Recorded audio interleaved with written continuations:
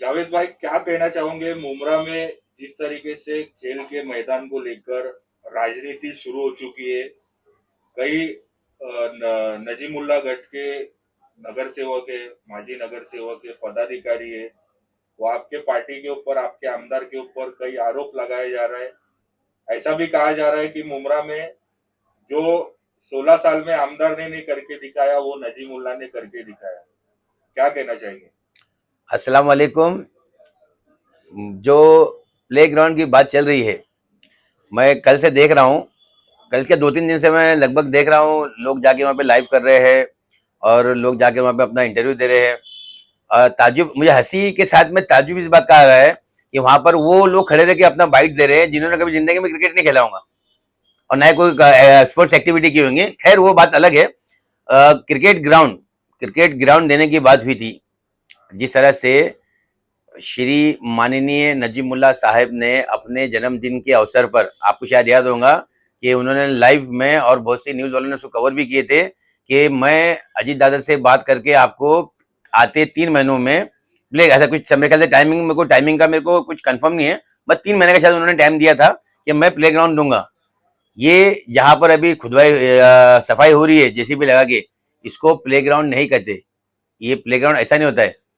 बचपन से खेले हमने और कई लोगों को खिलाए हमने, ये पूरा मुमरा शहर जानता है। तो इसमें हमको अपने जबान से बोलने की जरूरत नहीं है। ये पता है आपको, वहां पे आप गए, आपने कवर किए होंगे तो आपने देखे होंगे, प्ले ग्राउंड का मतलब होता है एक सर्कल बना हुआ दायरा जहाँ पे क्रिकेट खेला जाता है। ये जो जो सीधा सीधा जो रास्ता दिया ना, ये आपने कभी कोई बड़े, जैसे दादर में जाओ, बाइकला में जाओ, तो रेलवे के प्लेटफॉर्म होता है ना, रेलवे के प्लेटफॉर्म, ये ऐसा ग्राउंड दिया है। और वो ग्राउंड भी जो है ना, वो प्ले ग्राउंड नहीं है, वो टेम्पररी, जो भूख हड़ताल पे बच्चे बैठे थे ना, मैं तो बोलता हूँ आपके चैनल के माध्यम से मैं बड़ी जिम्मेदारी से बोलता हूँ कि जो बच्चे लोग भूख हड़ताल पे बैठे थे, उनको भटकाया गया है, उनको बेवकूफ बना के जो है वो ग्राउंड दिखाया गया है। प्ले ग्राउंड का ना कोई लेटर दिया। अगर आपने, मैं तो उन बच्चों से भी पूछना चाहता हूँ जो बच्चे भूख हड़ताल पे बैठे थे और उनकी डिमांड थी कि हम उस वक्त तक नहीं उठेंगे जब तक हमको राइटिंग में प्ले ग्राउंड नहीं मिलेगा। क्या इन्होंने आपको राइटिंग में प्ले ग्राउंड दिया? एसटीबी प्लांट जो सामने है ना, एसटीबी प्लांट, वो एसटीबी प्लांट की जगह है वो, जो इनको बेवकूफ बना के दिखाई गई कि मैं कमिश्नर से बात कर लूंगा, मैं इसको प्ले ग्राउंड में तब्दील कर दूंगा और फिर जो बच्चों को खेलने का मौका देंगे। अरे ऐसा ग्राउंड तो आवाज साहब ने भी खोल के दिए थे, आज भी खुला पड़ा है, विकेट बनी है, बाकायदा सर्कल बना हुआ ग्राउंड है। लेकिन आप बात करें ऑन पेपर नहीं दिया जाए, लेकिन अवार्ड साहब ने तो कहा ऑन पेपर दिए। मतलब वो है ना कि अगर हम जब आप हम पे तनकीद कर रहे हो तो हम भी आप पे तनकीद करेंगे ना।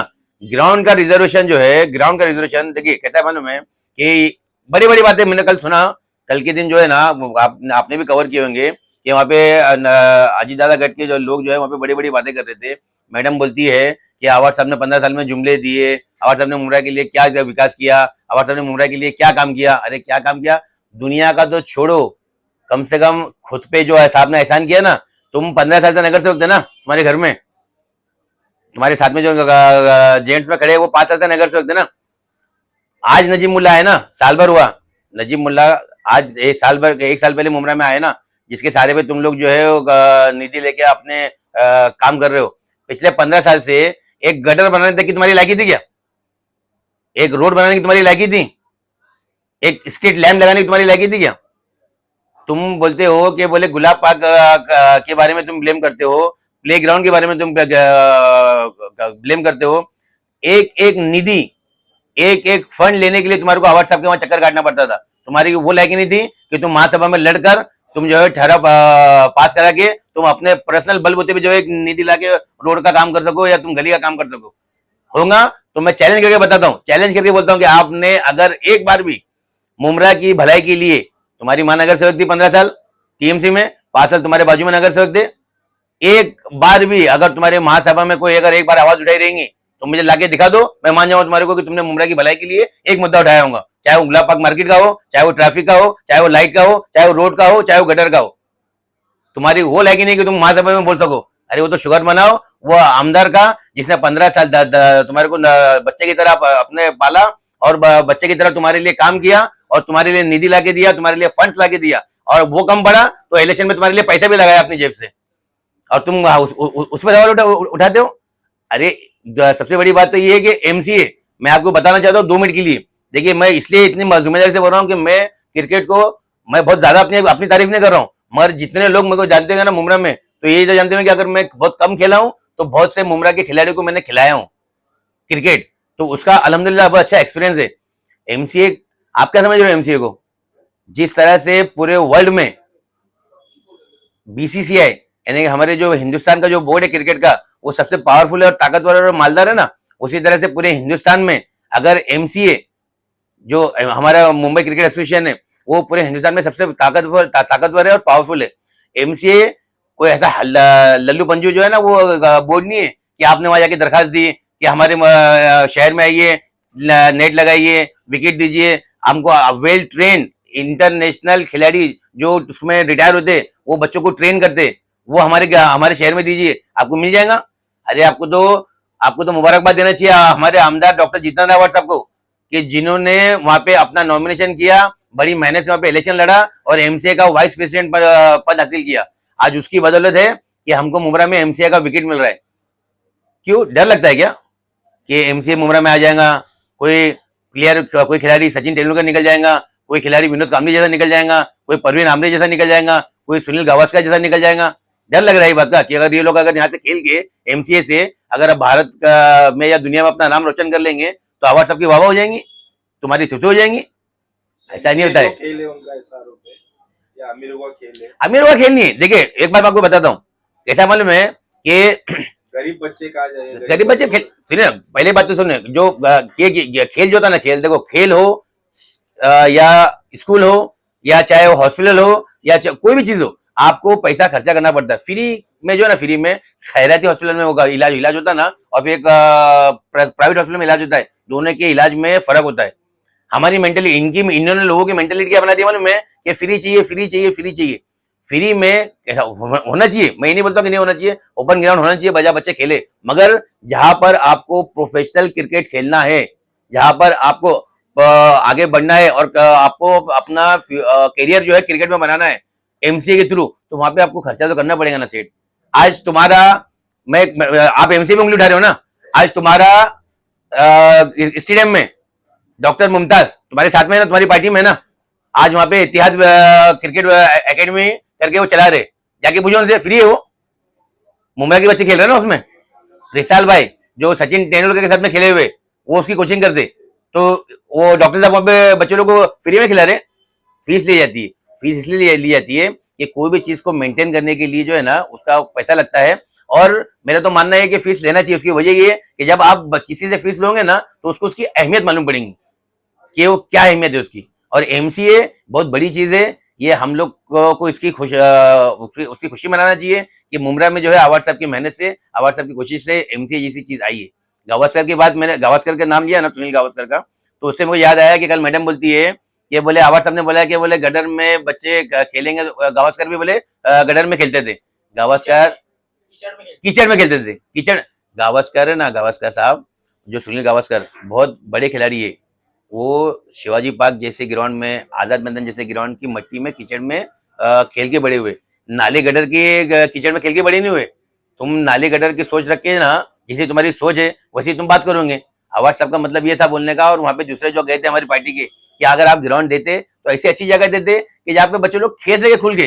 अरे एक साइड में चाली है, दूसरी साइड में नाला है, बच्चे लोग खेलें तो क्या खेलें। मैं आपको बता रहा हूँ ना कि अगर ये ग्राउंड सक्सेस हो गया ये ग्राउंड, तो जो बोलेंगे मैं हारूंगा, क्योंकि ग्राउंड ऐसी जगह नहीं दिया जाता है।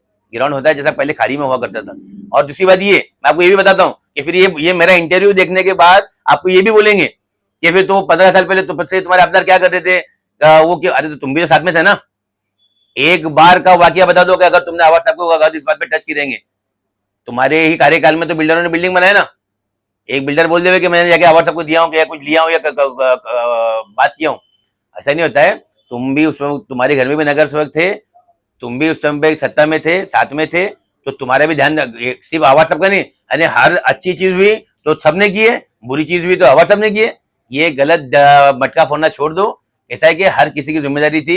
मुमरा शहर को तुम्हारे को अल्लाह ताला ने इख्तियार में रखा था, तुम्हारे को आज वहां पे सीट पे बैठाया था, तो तुम्हारे घर की जिम्मेदारी थी कि तुम जो है ग्राउंड का रिजर्वेशन ढूंढ के रखो, या नहीं जहाँ रिजर्वेशन में बिल्डिंग बन रही है तो एटलीस्ट कम से कम उसको रोक के रखो, ताकि आज बच्चों को हम ग्राउंड मिलता था। जफर नुमानी आप लोगों की फील्डिंग गटर में लगाने वाले, कैसा, मैं आपको क्या बोला कि जिसकी सोच जैसी होती है वो वैसी बात करता है।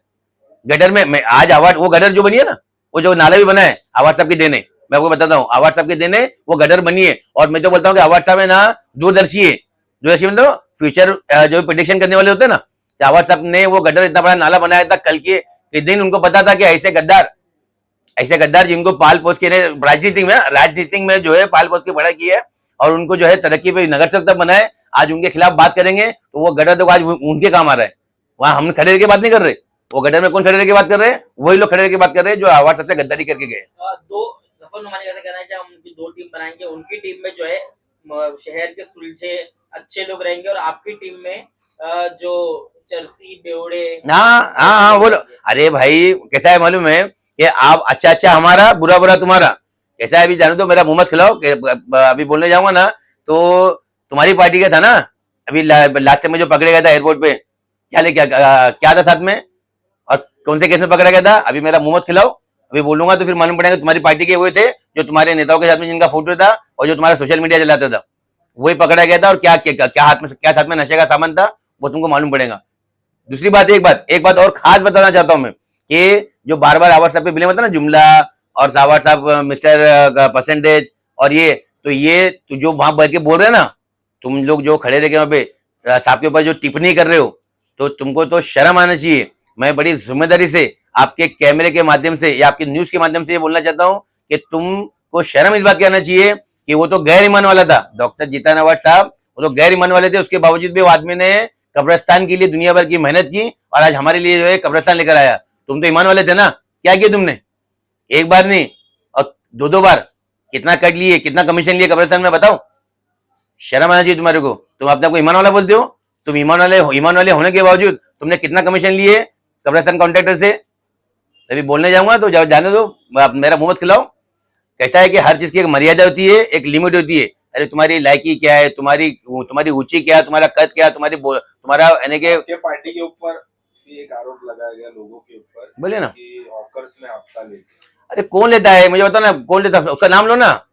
जो हॉकर्स का हफ्ता लेता है, हॉकर सामने लगे, हॉकर्स की बात कर रहे हो ना तुम, तुम्हारा क्षेत्र था ना 15 साल से, तुम्हारे घर के नगर सेवक थे ना, ये गुलाब बाग मार्केट हटाए क्यों नहीं। आज वो गुलाब बाग मार्केट के इतने हिस्से में हॉकर्स लगते थे, आज जो फैल के पूरे अमृतनगर से लेके कब्रिस्तान तक चले गए। ये पूरा वार्ड किसका पड़ता है। ये कहना है कि जब शहर में हैंगिंग मार्केट दी जा रही थी वो भी नहीं दी गई, तुम ही साथ में बाजू में खड़े थे कंधे से कंधा मिला के, उसने भी पूछे क्यों नहीं आवाज साहब से। हैंगिंग मार्केट का तो प्रपोजल लाए थे आवाज साहब ने। अरे आदमी, मैं क्या बोलता हूँ कि जुमलाबाजी अलग होती है, जाके देख लो वहां पे थाना टीएमसी में आज भी रिकॉर्ड में कि साहब का प्रस्ताव है कि नहीं हैंगिंग मार्केट के लिए। हैंगिंग मार्केट के लिए साहब का प्रस्ताव इसलिए था कि यही कारण की वजह से कि ताकि नीचे ट्रैफिक ना हो, मार्केट बहुत अच्छी सोच। देखो आज कलवा में अगर जो जाता रहेगा कावेरी सेतु जो बना है, ये किसकी सोच थी, आवाज साहब की सोच थी ना। आज आवाज साहब ने वो सोच को वहां पे इंप्लीमेंट किए तो आज वो कलवा का जो है कनेक्टिविटी जो बनी है उसकी वजह से कितना फायदा हुआ। हैंगिंग मार्केट लाने का भी जो है वो आवाज साहब का प्रपोजल था, वो अच्छा सोचे थे शहर के लिए। आपने कहा कि जो कावेरी सेतु बना है ब्रिज, वैसा एक ब्रिज मुमरा शहर के लिए इम्प्लीमेंट क्यों नहीं किया। मैं क्या बताऊं, होना चाहिए ना। मैंने इसके पहले भी मैंने क्या बोला आपको अभी कि आपने अगर सुने रहेंगे ना कि सारे गांव का मतलब मेरी मदर पे, यानी जो बुरा जितनी भी बुराई है वो साके आवाज सबके मदर पे फोड़ने का। तुम क्या कर रहे थे, अरे नाकारा हो गए तुम, तुम्हारी को इतनी तमीज नहीं थी कि तुम जिस क्षेत्र में हो, जिस प्रभाग में तुम बोलते ना मेरा प्रभाग, अरे मेरा प्रभाग उस वक्त बोलना जब तुम नगर सेवक बन जाओगे, नगर सेविका बन जाओगी।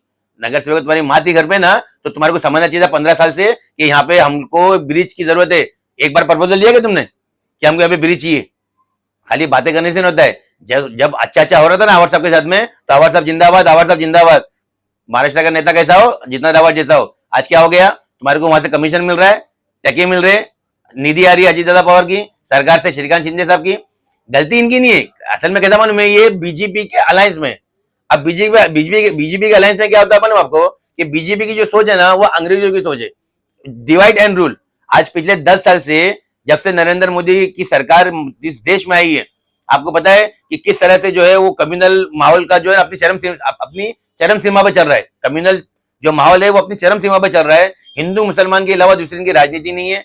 वैसे इनका भी हिसाब है, ये डिवाइड करने वाला काम करते हैं। इनकी सोच जो है, क्योंकि इनका साठगांठ है बीजेपी से, तो ये कहता अपने आप को छुपाने के लिए बीजेपी का चेहरा ये सब काम करते हैं। आवाज साहब पे उंगली उठाएंगे, आवाज साहब पे तोहमत लगाएंगे।